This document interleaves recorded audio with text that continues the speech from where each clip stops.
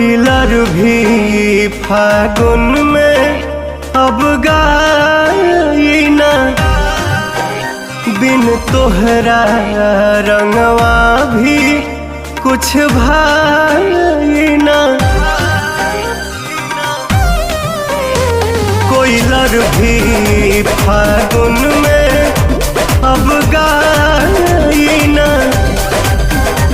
बिन तोहरा रंगवा भी कुछ भाई ना।